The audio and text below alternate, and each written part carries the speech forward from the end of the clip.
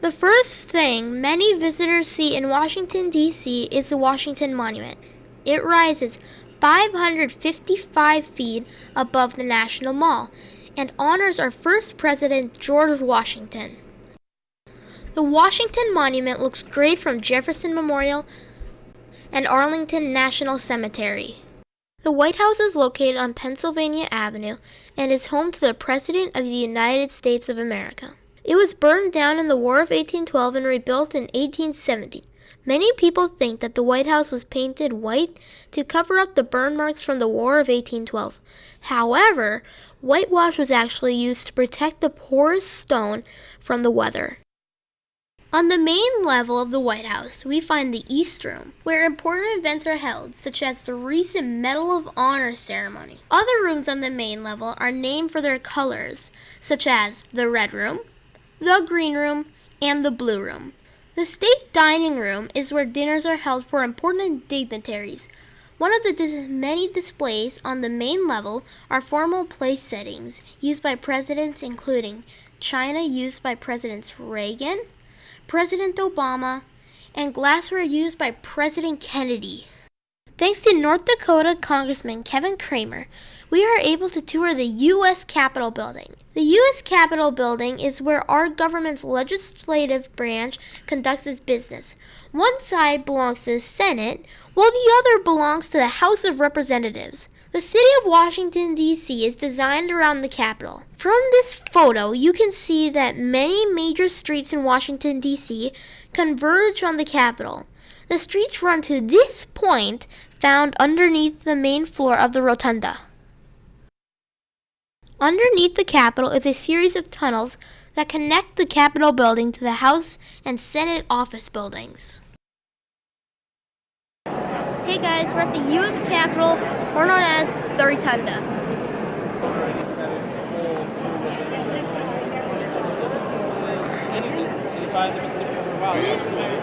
Each person up there is 9 feet tall. But if you tilt your head, it'll look much smaller. So if you look around, there are many occasions in history that have been painted up there.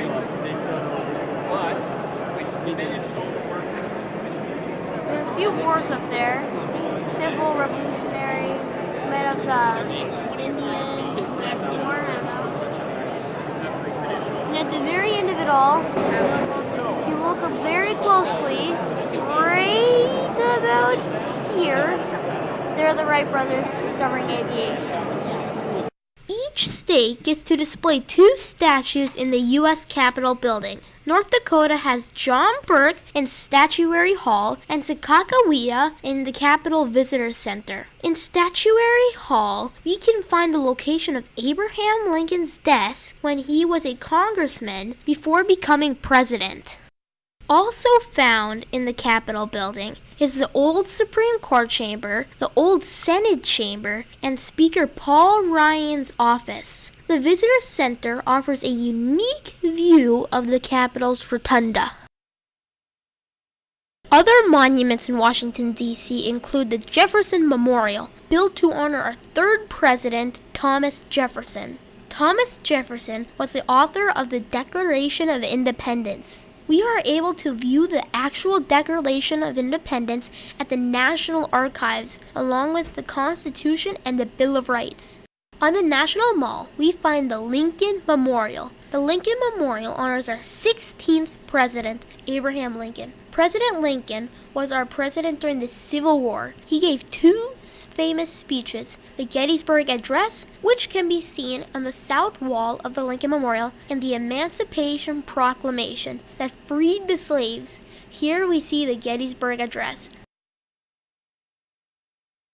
Speaking of President Lincoln, Ford's Theater can also be visited in Washington, D.C. Ford's Theater is where President Lincoln was assassinated in 1865. The box right behind me is where he was shot. In the lower level of Ford's Theater, we can view the gun used to assassinate the 16th president. Across the street from Ford's Theater, we can visit the house where Lincoln passed away. Here we see the bedroom and the bed where Abraham Lincoln passed away. The Vietnam Veterans Memorial is found near the Lincoln Memorial. The Vietnam Veterans Memorial honors all the service members who served in the Vietnam War. It has the names of the 58,195 Americans who lost their lives in Vietnam. The World War II Memorial is one of the newest, most powerful memorials found in Washington, D.C. The World War II Memorial has two sides. One side signifies the Pacific theater of World War II. The other side signifies the Atlantic or European theater of World War II. The inscription here reads, "Here we mark the price of freedom."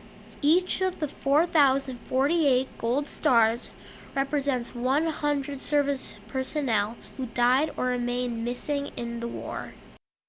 Across the Potomac River from Washington, D.C., we find the Arlington National Cemetery. Arlington National Cemetery is our nation's most honored military cemetery. One important spot within Arlington National Cemetery is the gravesite of John F. Kennedy, our 35th president. Here we see the eternal flame and his headstone. In the area around Kennedy's grave, we find some of his most famous quotes inscribed in the granite. Here are the famous words from his inaugural address.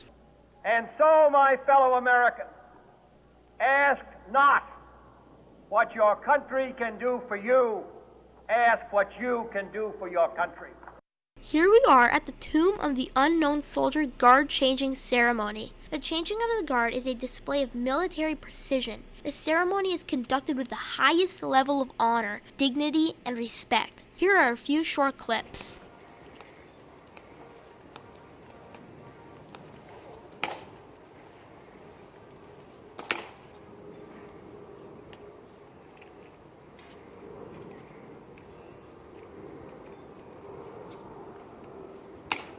Ladies and gentlemen, may I have your attention, please? I am Staff Sergeant Vincent of the 3rd Infantry Regiment, United States Army, Commander of the Relief, Tomb of the Unknown Soldier. The ceremony that you are about to witness is the changing of the guard. In keeping with the dignity of this ceremony, it is requested that everyone remain silent and standing. Thank you.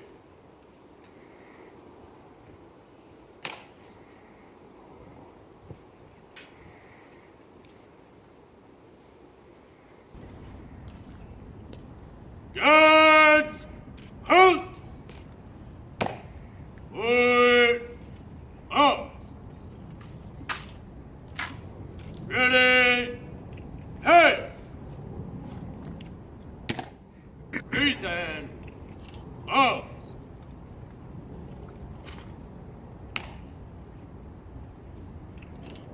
A common sight in Washington, D.C. are people exercising their First Amendment right to protest.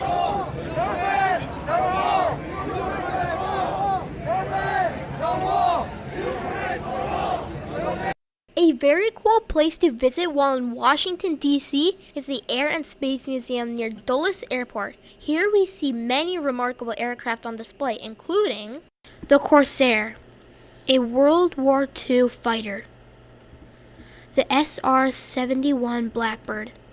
This jet flies higher and faster than any other aircraft and is made out of titanium. The Concorde, a supersonic passenger plane. The Lockheed X-35 Joint Strike Fighter. The F-14 Tomcat. Talk to me, Goose. And the Space Shuttle Discovery. In its mission, Discovery spent more than a year in space, carried the Hubble telescope into orbit, and carried components of the International Space Station to space. When in orbit, Discovery travels at 17,400 miles per hour. Thank you for enjoying Washington, D.C. with me. And this has been a Ryland Coons production.